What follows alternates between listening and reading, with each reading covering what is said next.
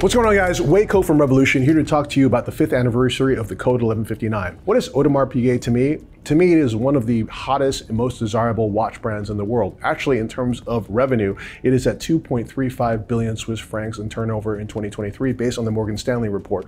But even more than that, Audemars Piguet has, to me, an unassailable brand equity, meaning that for every watch that it produces, there's more than one person that wants to buy that watch.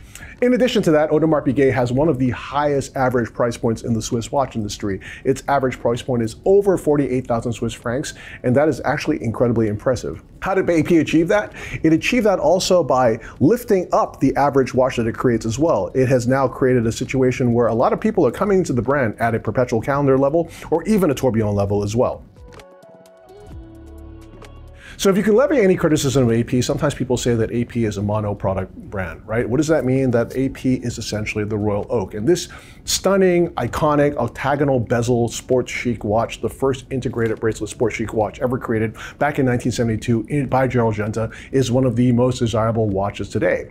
But did you know that Audemars Piguet also creates a second reference, and that was called the Code 1159. Launched back in 2019, it was created in 13 references, 6 new models with 3 new calibers, including the 4401 self-winding in-house automatic chronograph. How would that launch go? Well, I would say actually the complicated versions of the Code 1159 were really cool. And I've got one version of that watch right here. This is the Code 1159 perpetual calendar. As you can see, the particularity of the Code 1159 is that it has this incredible multi-part case. It has a radiated and domed sapphire crystal. It has almost no bezel. It has a floating rehaut, or minute track, or in this case, the track that shows you the weeks of the year for the perpetual calendar. Then when you turn it this way, you realize that the mid case is actually octagonal. And not only is it octagonal, but it has been slavishly decorated. Look at the incredible mirror polishing on the bevel of that octagon. And then on top of that, it's got a back case. It's got these incredible skeletonized lugs that are just fixed to the top part of the case and actually just rest comfortably against the back case.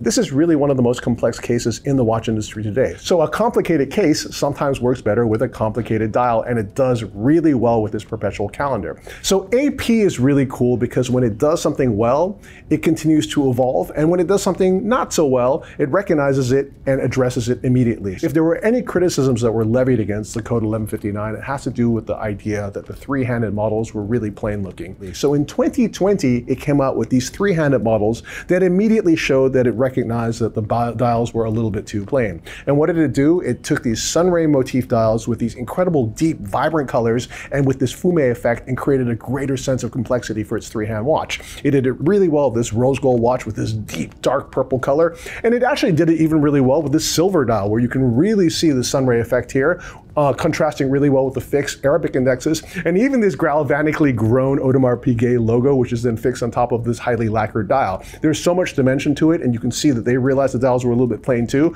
and they decided to immediately address this. I also love the fact that this watch, you can see that it is 2 metals. So you've got white gold for the top and the back case, and then you've got rose gold for the mid case as well. So this is, again, relatively simple at first glance until you start to look at it and you realize how complex this watch is.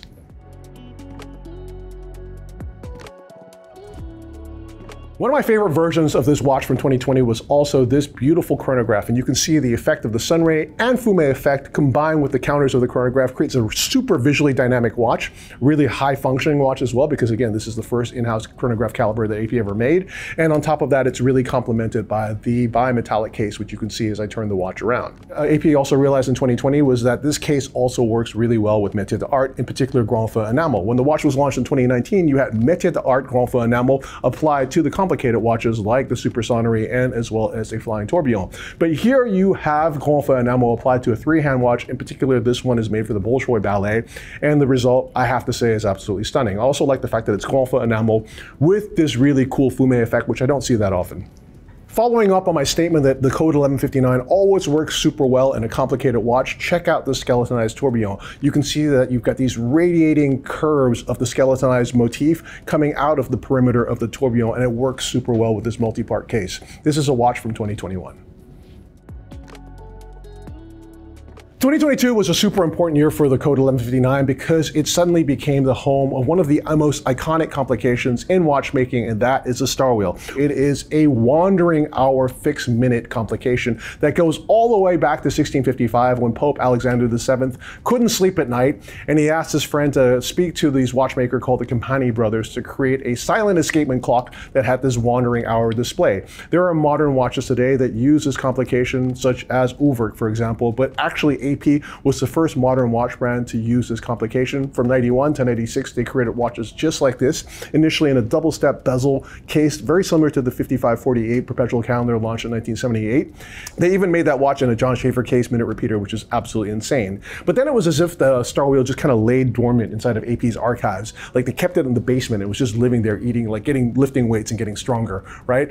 Until in 2022, they decided to bring it out and say, okay, buddy, we've got a new home for you. It's called the Code 1159. And let me tell you, it was a marriage made in heaven because this orbital complication works in particularly well with the vast open expanse of the 41mm Code 1159 dial. AP also launched this white gold aventurine dial perpetual calendar. And as I said before, this is one of my favorite models of the Code 1159.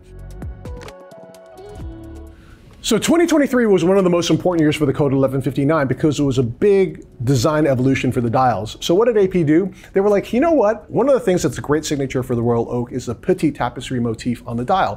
Why don't we do something similar for the Code 1159? So they went to Neuchâtel, they tracked down a guilloche master named Jan von Cannel, and they were like, yo, homie, we need an incredible guilloche pattern. And Jan was like, you know what? I have just the idea. So he used an inline machine to hand make a die. A die is a stamping tool that they use for their guilloche dials. And he created this incredible pattern, which is called Signature Dial of the Code 1159 by Audemars Piguet. It's this minute set of radiating circles that comes from the cannon pinion, then halfway through the dial transforms into this incredible basket weave.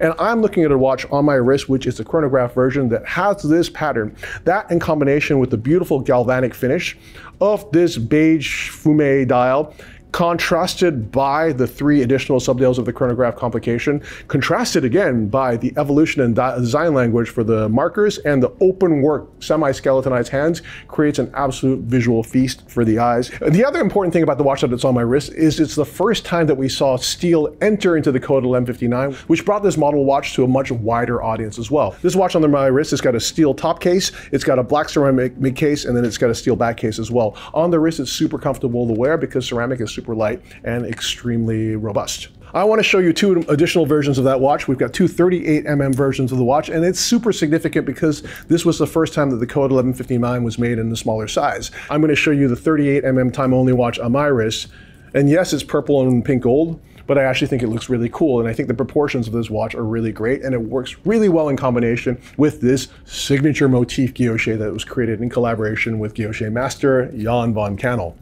2 more watches that I want to show you from 2023, and these are 2 tourbillons that show you how métier d'art works super well in combination with complications, in particular a flying tourbillon, and this multi-part case of the Code 1159. On this side, we've got a full onyx dial, absolutely stunning to behold. And on this side, a watch that was created specifically for the Singapore market, and that features a green aventurine dial.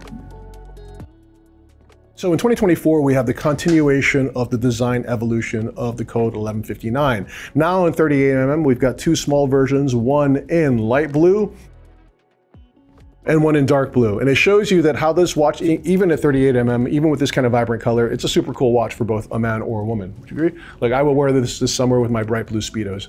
Okay, so this is the 41mm version of the time-only watch, and you can see this guilloche pattern is really given the entire expense of the dial to express itself so beautifully. And then finally, we've got 2 chronograph versions, the rose gold with this medium blue,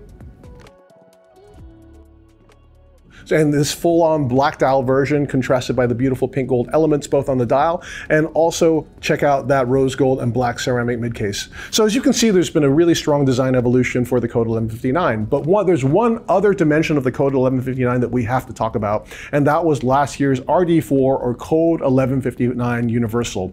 It showed you that the Code 1159 case can be the perfect case for a grand complication that is a Grand Petite Sonnerie perpetual calendar and split-second chronograph. chronograph as well. The amazing thing about that watch is that it was a watch that was created so that every complication can be used without reading the instruction book, showing that AP perfectly understands the client for those type of watches.